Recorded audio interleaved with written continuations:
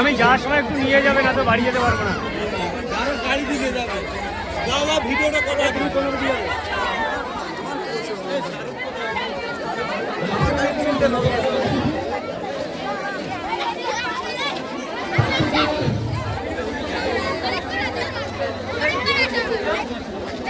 ভাই সবাই বসে পিছিয়ে লোক দেখতে পাচ্ছি না।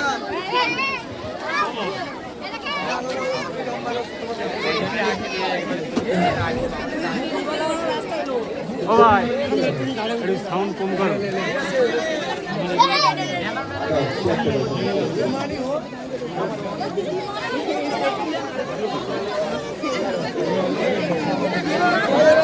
একজন বিধায়ক হিসাবে আমার কর্তব্য পালন আমি করতে, আপনারা আমার কাছে আসতে পারেন, আমার সহযোগিতা দিতে পারেন, আপনাদের নানান অভাব অভিযোগ থাকতে পারে, আমার অধিকারের মধ্যে হলে আমি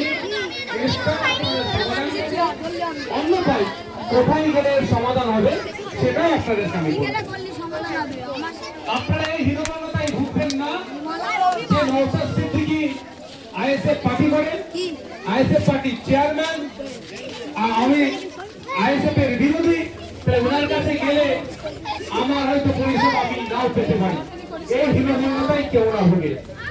আমি সংবিধানের শপথ করেছি বিধানসভার মধ্যে দাঁড়িয়ে যে সুতরাং আমার দায়িত্ব যেটা অর্পণ করা হয়েছে আমি সেটা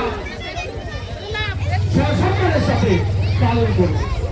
সুতরাং আমার কাছে কে তৃণমূল, কে বিজেপি, কে কংগ্রেস, কে সিপিএম, এই আজকে আমার কাছে সেটা কোনো জায়গা না। আজকে আমি আপনাদের কাছে একজন বিধায়ক হিসেবে যে পরিষেবা দেওয়ার দরকার সেটা দেওয়ার জন্য